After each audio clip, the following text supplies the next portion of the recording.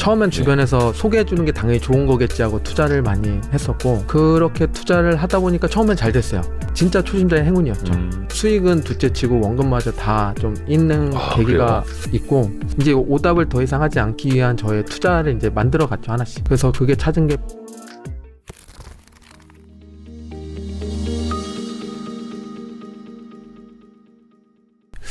되게 여쭤보고 싶은 게 많아가지고. 네, 또 제아의 고수분을 오랜만에 모셨기 때문에 혹시 나이부터 여쭤봐도 괜찮을까요? 우선 85년생이고요. 이게 형 같은 동생이구나. 그렇게 얼굴이 좀 그런가요? 아니. 네. 재산 많으면 형입니다. 수페TV가 구독자가 지금 한 25만 명. 예, 24만 명. 와. 예. 근데 우리 수페TV 송민섭님. 네.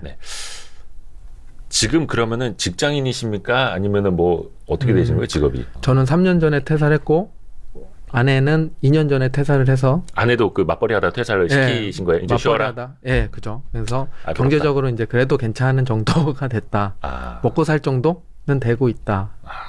부럽습니다. 볼 수 있습니다. 그러면 처음에 투자를 했을 때는 언제쯤 시작을 하셨던 거예요? 투자는 2011년도 이제 첫 월급 받을 때 투자를 시작을 했어요. 그때부터 지금까지 이제 12년 차가 됐는데, 처음엔 당연히 한국 주식 위주로 또 시작을 했고, 그때는 뭣도 모르니까 주변에서 소개해주는 게 당연히 좋은 거겠지 하고 투자를 많이 했었고, 그렇게 투자를 하다 보니까 처음엔 잘 됐어요. 그냥 귓동냥으로 듣고 했는데 잘 됐다고요? 네. 그래도 뭐 초심자의 행운 같은 거였겠죠. 그렇게 잘 되다 보니까 월급보다 돈을 더 버는 거예요. 이거 뭐지? 제가 처음 회사를 다니고서 월급을 받은 이런 근로소득에서 이거 말고 다른 소득으로 더 벌 수 있는 게 있네? 라는 이제 사고가 좀 바뀌기 시작했죠. 그러면서 이제 자본소득이라든지 금융소득에 대한 생각을 했는데, 그런데 이게 진짜 초심자의 행운이었죠. 그걸 깨닫자마자 이제 수익은 둘째치고 원금마저 다 좀 있는 계기가 있고, 그러면서 이제 주식시장을 좀 안 보는 시기도 있었죠. 많은 분들이 최근에 겪고 있을 텐데 그 일을. 그러실 것 그래서 같아요. 와닿는 얘기입니다, 이 부분. 그래서 그러면서 이제 외면하고 그냥 진짜 지금 괜찮은 척하면서 살았어요. 그때는 뭐 괜히 주식했던 얘기도 했었으니까, 그리고 얘기해서 들었으니까 내가 주식하고 있는 건 다들 알고 계신데, 회사에서도. 근데 얘가 진짜 괜찮나 어쩐나 궁금해하시기도 하고. 근데 저는 또 그렇게 약해 보이는 건 싫으니까 괜찮은 척, 밝은 척. 저도 좀 긍정적인 성격이라서 더 괜찮은 척 하면서 살았던 것 같아요. 그런데 이렇게 살다 보니까 속이 썩더라고요. 그렇게 외면하면서 사는 것 자체가 그러니까 삶이 힘들더라고요. 그러니까 뭔가 속이고 사는 느낌, 나를. 그래서 이건 좀 안 되겠다 싶어서 그 좀 창피하지만 제 투자 기록을 다 봤죠. 근데 그때는 뭣도 모르고 막 보면서 썼는데, 그냥 보니까 모르니까 당연히 이제 그때부터 투자 서적이라든지 대가들의 책이라든지 이런 걸 이제 비교해서 보니까 이제 용어들이 하나씩 나오더라고요. 제가 잘못했던 용어, 뭐 확증 편향에 걸렸다든지 단내림 효과에 뭐 걸렸다든지 뭐 이런 것들을 제가 다 하고 있었더라고요. 그러니까 인지적 편향. 네, 그렇죠. 그 진짜 중요합니다. 그래서 그래서 뭐가 잘못됐는지 이제 알았으니까 오답 노트는 적었으니 이제 오답을 더 이상 하지 않기 위한 저의 투자를 이제 만들어 갔죠, 하나씩. 그러면서 이제 제 성향에는 그런 이제 공격적인 투자보다는 뭔가 차곡차곡 쌓으면서 저한테 베네핏이 오는 투자를 해야 되더라고요. 그래서 그게 찾은 게 배당 정도였고, 그리고 주식을 기업을 직접 평가하기보다는 그때는 회사를 다니면서 야근을 진짜 많이 할 때거든요. 그래서 한 10시, 11시까지 야근하고 택시 타고 집에 가는 게 거의 일상이라서 투자 공부할 시간도 그렇게 많지는 않았어요. 그러니까 기업 공부도 못하면서 제가 기업에 투자하는 게 좀 아이러니하다는 생각이 들었고, 그래서 ETF라는 걸 찾았고, 그래서 지수 추종하는 ETF를 꾸준히 투자하다 보니까 제가 당연히 그러면서 지수만 투자했던 건 아니고 기업도 좀씩 투자를 했죠. 그런데 지수에 투자하는 게 더 좋더라고요. 수익률 자체가. 이러다 보니까 굳이 내가 노력해서 시간을 더 들이는 투자가 잘못되는데 덜 들인 투자가 잘 된다면, 그러면 당연히 덜 들이고 효율 좋은 투자를 하는 게 좋으니까 지수 투자를 더 많이 하게 됐고, 그때부터 이제 비중을 계속 쌓으면서 왔더니 지금까지 오게 된 겁니다.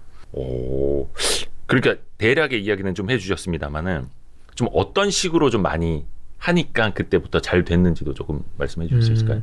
우선은 처음에는 당연히 지수 투자를 해야겠다는 생각이 들었을 때 한국 지수를 할까 무슨 미국 관련된 걸 할까 이런 생각을 했어요. 그때는 ETF라고 하면은 국내보다는 당연히 미국 거 해야지라는 게 좀 있었고, 그리고 조금씩 해외에 투자하는 사람들이 늘어날 시기가 있었어요. 그때 네. 보면 네. 그때 이제 애플에 투자하는 사람이 있다는 게 있었고, 네. 그죠? 그리고 마이크로소프트 우리가 알고 있는 그런 기업들에 직접 투자할 수 있다는 걸 사람들이 회사에서 인지를 하고 조금씩 투자하는 분들이 있어서 저도 당연히 그쪽에 생각을 하고 기업을 봤는데 거기도 ETF가 있으니까 해외 ETF를 투자하자는 생각이 들어서 이제 그쪽으로 계속 쌓아갔죠.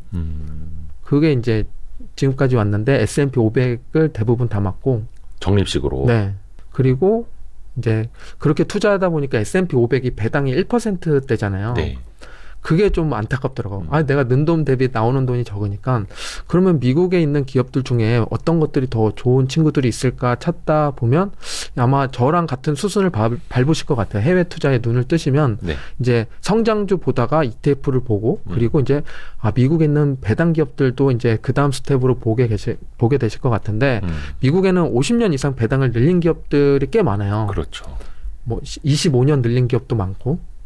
그런 기업들의 눈이 들어왔고 그럼 왕족주라고 하는데 그런 왕족주에 투자해보자 해서 투자도 해보고 그런데 이것도 모아놓은 ETF가 있겠구나 해서 또 ETF를 찾아보니까 매력적인 ETF가 또 있어서 그런 ETF에 또 더 많이 비중을 싣고 해서 이제 그런 쪽으로 이제 차곡차곡 매도 없이 쌓았다 보니까 S&P 500에서 1%대 배당이 나오던 게 이제 전체적으로 하면은 한 3, 4%대 배당도 나오기도 하고 그래서 이런 식으로 더 늘리다 보면 배당이 증가하겠네라고 생각을 했는데 그때는 몰랐는데 배당을 그냥 주는 게 아니라 배당도 올라가더라고요. 네. 그래서 올해 배당을 100원 줬으면 내년에는 110원 주면 배당률이 10% 오른 거잖아요. 네. 그렇게 배당을 성장하는 친구들의 투자를 저도 모르게 했더니 배당률마다 올라가니까 뭐 4%가 아니라 5%, 6% 이런 식으로 나중에는. 올라가서 지금 예금보다 배당이 더 낫네 라는 생각을 하고 있죠. 지금도. 그 뭐 배당주의 함정에 대해서는 책에 나오니까 그 뒷부분에 조금 더 이야기를 그 부분은 해보겠고요. 그러면 지금은 좀 자산이 더 커졌을 테니까 조금 더 배분이 되어 있겠네요. 네, 그죠. 그때는 못 모르고 막 투자했었는데 이제는 공부하고 하다 보니까 그래도 자산 배분이 어느 정도 규칙성을 가져야겠다는 걸 네. 깨닫고 당연히 영상으로도 그걸 만들어서 말씀드리기도 했는데 뭐 성장, 배당, 채권, 원자재 크게 저는 4가지 틀에서 비율에 맞춰서 투자를 해요. 구체적인 건 뒷부분에 계속 여쭤볼 겁니다. 이 앞부분에는 약간 좀 평범한 직장인 투자자로서 네. 그것도 아직 30대인데 한 30대 중반에 파이어족이 된 거죠. 그거를 좀 계속 여쭤보고자 하는 건데 지금은 많은 분들이 조금 희망이 꺾였다라는 분들도 많은데 네. 2020년 또 21년 초까지만 하더라도 나 파이어족 될 수 있을 것 같아. 또 목표가 파이어족 네. 그 자체였던 분들이 많잖아요. 네. 그분들한테 조금 해주실 만한 조언이 있을까요? 파이어족 선배로서? 파이어족이 된다는 게 네. 사람들이 이제 잘못 알고 있는 것 중에 하나가 네. 내가 지금 파이어족이 된다면 월 300만 원씩만 꾸준히 들어오면 되겠지라고 생각을 해요. 그래서 내가 지금 벌어들이는 돈에 얼마를 저축해서 몇 % 수익이 나면 파이어족이 되겠다라고 하는데 그게 이제 5년 동안 계획을 했는데 5년 뒤에 300만 원이면 되느냐? 그건 아니거든요. 아니죠. 5년 뒤에 또 금액이 올라가잖아요. 그 5년 동안 아마 연봉도 올라가셨을 거예요. 그렇죠. 그래서 투자 금액도 늘리셔야 돼요.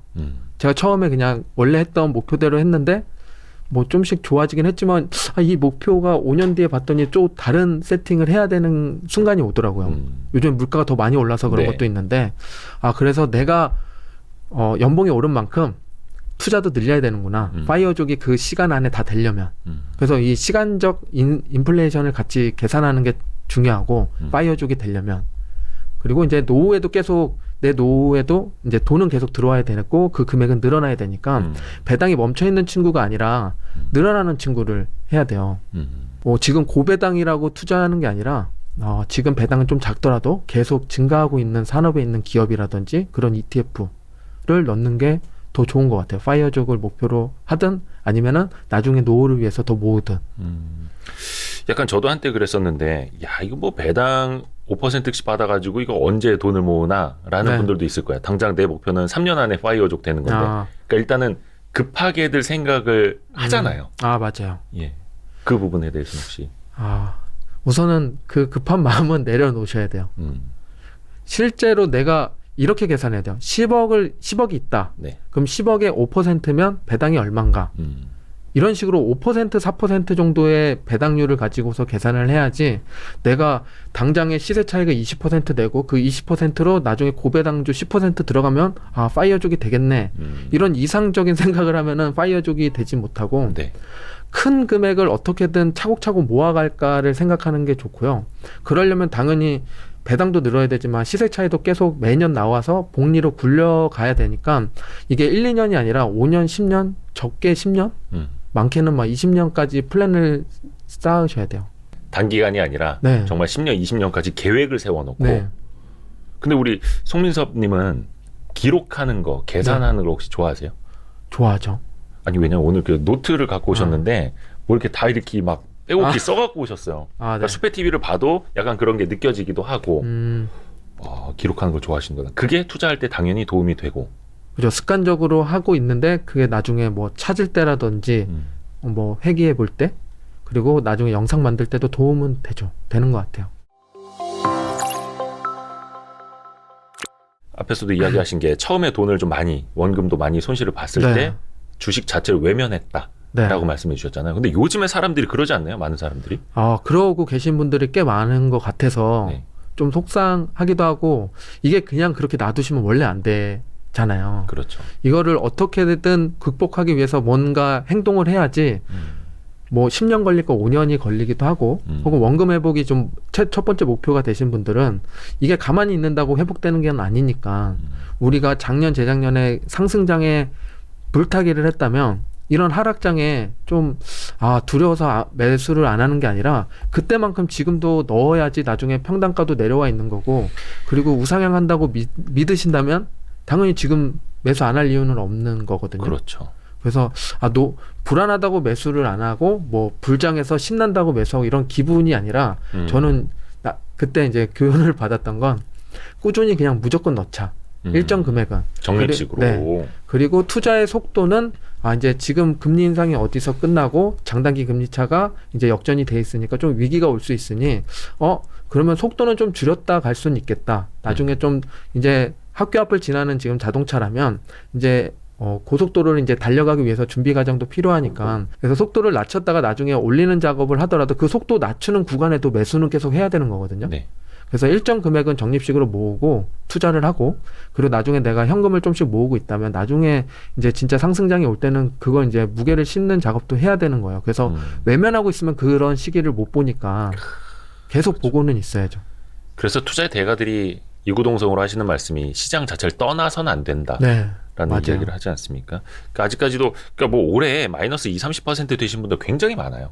네, 그럼에도 맞아요. 불구하고 그냥 내가 다시 한번 홀짝을 잘 맞춰야지가 아니라 네. 계속 기록하고 공부하고 10년 뒤에 플랜을 세우고 하시는 게 참 와이스트리트 구독자분들은 이제 그런 분들 위주로 계셔가지고 다행이네요. 다행이긴 합니다만 네. 그 책에 보면은 네.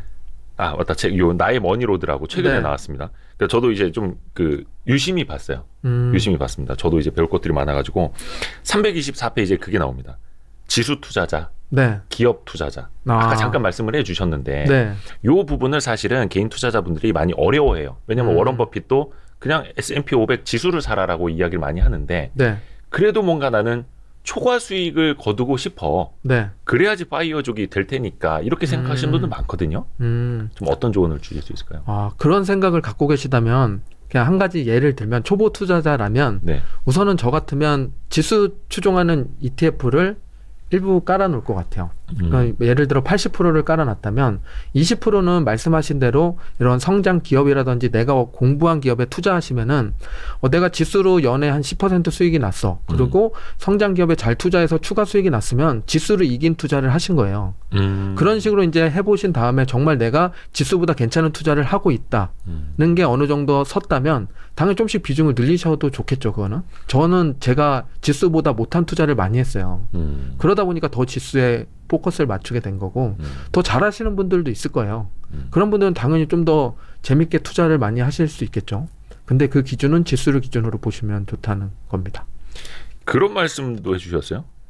떠난 버스는 종점을 돌아서 다시 온다. 우선은 이게 사람이 매매할 때 이제 그런 습관에 대한 얘기를 해드리고 싶었거든요. 네. 떠난 버스를 이제 그냥 기다리지 말라고 하는 거는 다시 돌아온다고 말하는 건 우리가 어떤 종목을 분석을 했어요. 정말 좋은 종목인 걸 깨달았어.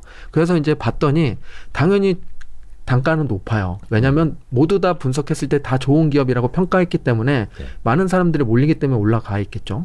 근데 그게 이제 올라갔는데 지금보다 오늘 봤더니 막 1%, 2% 계속 올라가. 그러면은 이거를 이제 놓치면 안 될 것 같아서 한 주를 먼저 샀는데 네. 그 다음에 오늘 조금 다시 떨어져. 그러면은 이거보다 단가를 낮추기 위해서 한 주 더 사고. 네. 그리고 그날 동안 계속 매수를 하다 보니까 100주를 채우시는 분들도 있어요. 어허. 그러면은 내가 갖고 있던 그 계좌에 현금을 다 쓴 거야, 오늘. 그리고 나서 다음날 봤더니 생각지도 못한 가격으로 다시 떨어지는 경우가 있죠. 그럼 물탈 돈도 다다음날. 없죠. 그죠. 물탈 돈도 없고. 어허. 이렇게 투자하시는 분들이 많으실 거예요. 저도 그런 실수를 많이 했고. 저도 옛날에 그랬어요. 네. 네. 그런 실수를 첫 번째로 방지하는 방법은 계좌를 분리하시는 게 좋아요. 내가 가지고 있는 현금을 증권 계좌에 다 넣어놓지 말고 그냥 이체할 수 있는 계좌 하나 연결해서 놔두신 다음에 오늘 넣을 수 있는 금액만 이체해서 그걸 매수하시는 게 좋고요. 한 가지 더 이제 락을 그냥 옵션을 건다면 뭐 LOC라는 게 있어요. 장마감 단가로 매수하는 거. 네. 예를 들어 지금 100달러에 내가 매수를 걸었다. 그런데 그날에 이제 99달러에 끝났으면은 매수 체결이 돼요. 99달러에 네. 종가로. 근데 101달러에 끝나면은 체결이 안 돼요. 그러면은 나는 내 단가보다 싸게 내려가면 싸게 사서 좋고. 그러니까 종가보다 싸게 사는. 네. 종가 혹은 종가보다 네. 싸게 사지겠죠. 내가 건 거보다. 네. 그래서 그러면은 내가 건 거보단 더 높이는 안 사지니까 괜찮잖아요. 이렇게 넘어가서 다음 날 보면은 그 버스가 이제 종점을 돌아와서 오히려 더 저가일 수가 있고 아니면 그 버스가 갔으면은 다른 버스 타고 가시면 돼요. 그래서 한 종목만 그렇게 몰두해서 보지 마시고 그런 종목이 괜찮으면 그 산업이 확장될 거라고 평가한 거니까 거기에 이제 두 번째 기업을 바라보셔도 좋겠죠. 이런 식으로 한 버스에 너무 목매고 달려가는 걸 쫓아가려고 하는 것보다 좀 더 시야를 넓게 보시는 게 좋습니다. 떠난 버스에 대해서 말씀을 해주셨는데 얼마 전에 제가 운전을 하다가 거의 서 있었어요. 네. 약간 이제 앞차가 가서 조금 가려고 하는데 어떤 아주머니가 무단횡단을 하시는 거예요. 근데 안 보였어, 다른 차 때문에. 정말 큰일 날 뻔했거든요. 네. 근데 이 아주머니가 옆에 버스 전용 차로에 자기가 기다리는 버스가 오니까 네. 그냥 막 간 거죠. 근데 그 순간에 만약에 그분이 차에 치이거나 목숨을 잃거나 그럼 두 번 다시는 그 버스가 아니라 비슷한 버스도 탈 수 없는 인생이 그렇죠. 돼버리는 건데 맞아요. 일단 눈앞에 그 버스가 보이면 사람은 단순해지는. 저 버스 놓치면 안 돼. 맞아. 저거 놓치면 10분 더 기다려야 돼. 근데 그때 사람은 판단력을 좀 상실을 하잖아요. 근데 물론 그거는 사람들이 제어할 수 있는 물리적인 버스긴 한데 그 앞에 돈이 보일 때, 날아가는 주식이 보일 때는 이성을 잃기가 더 쉽죠. 맞아요. 저도 옛날에 그랬었고. 근데 그거를 이제 제어한다라는 게 사실 좀 되게 힘든 것 같아요. 그죠. 어렵죠. 그냥 본능에 가까운 거니까 또. 맞아요. 근데 이거 뭐 얘기를 해도 마음이 흔들리는 건 사람인 이상 맞아요. 마찬가지입니다. 329페이지에 알면 기회, 모르면 위기라는 표현도 하셨어요. 네. 요건 좀 어떤 이야기인지. 이거는 우리가 보통 그런 얘기를 많이 하잖아요. 경제 위기는 한 7에서 10년 사이에 한 번은 꼭 온다. 경제 위기. 네. 요즘에도 많이 떨어져 있잖아요. 네. 이렇게 오는 건 아는데 다들 언제 올지는 잘 몰라요. 예측이 안 되니까 당연히 위기였겠죠. 그럼 우리는 여기서 힌트를 얻을 수 있는 건 무조건 온다는 거예요. 주기적으로 그것도. 네. 그럼 우리가 이걸 알고 있다면 대응만 하면 되는데 이거를 좀 나쁜 예지만 우리가 암에 걸린다고 생각을 해볼게요. 네. 우리가 앞으로 암에 무조건 걸려요. 그렇다면 지금 당연히 매년 건강검진을 받으면서 암을 조기에 발견하려고 노력을 하겠죠. 네. 어떤 암인지. 그리고 치유를 해내겠죠.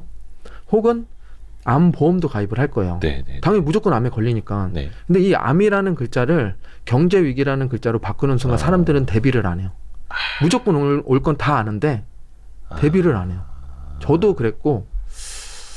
그러네요. 네, 그래서 그런 거를 좀 담아서 썼는데요. 네. 예.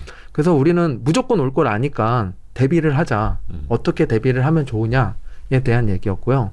우선은 건강검진이라는 거는 제가 지금 하고 있는 투자 플래너로 보면 매년 리밸런싱을 하는 거예요. 제가 이제 투자 계획 포트폴리오를 짜고 이제 투자를 하는데 각각의 비중이 있는데 그 비중이 이제 1년 뒤에 돌아왔을 때 기업별로 실적이라든지 ETF에 대한 내용을 보고 뭔가 변형이 있으면 조금씩 바꿀 수는 있겠지만 그렇지 않다면 다시 원래 비중대로 다시 조정을 시켜놔요. 그리고 이게 이제 건강검진을 한다 생각하고 이제 매년 비중을 다시 맞춰놓고 그리고 이제 암보험에 가입한다는 건 경제 위기를 대비해서 어떤 걸 담아놓느냐. 근데 저는 채권과 금을 담아놔요. 그런 게 이제 평상시에는 많이 빛을 못 발하잖아요. 그렇죠. 요즘에는 채권이 주식과 떨어져서 이게 좀 안 맞는다고 생각할 수 있는데 보편적으로는 이게 맞아왔고 그리고 반대로 금을 보면 금은 지금 되게 굳건하게 상승해서 유지하고 있어요. 그러니까 많은 사람들이 특히 이제 투자 오래 안 하신 분들은 2021년, 22년 시장만 보고 네. 채권도 저거 뭐 별거 없네. 네, 이렇게 맞아요. 오해하실 수 있는데 이거는 정말 몇십 년에 한번 올까 네. 말까한 그러니까 특이한 채권과 케이스. 주식이 다 같이 안 좋은 네. 정말 특이한 시장이니까. 그래서 이제 제가 암에 비교해서 좀 나쁘게 말씀드렸지만 결국에는 그 정도로 좀 우리한테 치명적일 수 있으니까 준비를 꼭 하자는 말씀을 드리고 싶었습니다. 그래서 약간 이제 많은 분들이 오해하시는 게 자산 배분은 진짜 자산이 많은 사람들만 하는 것 아니냐. 약간 그런 오해들도 하세요. 또 자본이 초기에는 약간 리스크 테이킹을 더 많이 하면서 네. 고수익을 조금 노려야 되는 것 아니냐라고들 말씀을 하시는데 그 부분은 저는 그 부분도 뭐 그럴 수 있다고 생각을 해요. 그런데 우리가 그러면 작은 돈은 잃어도 되는 돈인가요? 그건 아니잖아요. 큰 돈이라고 무조건 뭐 안전하게 뭐 차곡차곡 쌓아야 되고 작은 돈은 잃어도 되고 도박처럼 한다는 건 솔직히 내 돈을 내가 무시하는 거라고 생각해요. 작은 돈이라도 계속 모아서 잃지 않고 계속 유지를 해야 복리로 늘어나는 건데 저도 처음에는 그렇게 투자를 했었죠. 근데 내 돈부터 내가 좀 귀하게 여겨야 돈이 더 모이고 쌓인다는 걸 알아서 우선은 근데 우리가 여기서 좀 잘 안 되는 게 그걸 거예요. 내가 매달 50만 원씩 투자를 해. 네. 근데 이 50만 원으로 자산 배분을 하기는 쉽지가 않아요. 쉽게 뭐 미국에 있는 애플이랑 테슬라를 한 주씩만 사도 그렇죠. 네. 40만 원이 넘거든요. 네. 그럼 이제 10만 원 넘은 걸로 성장주가 아닌 다른 걸 사야 되는데 80%가 이미 성장주에 들어있단 말이죠. 이런 것 때문에 자산 배분 힘드네 안 되겠네라고 생각을 하시는데 그래서 전 더더군다나 ETF에 투자를 했었던 거예요.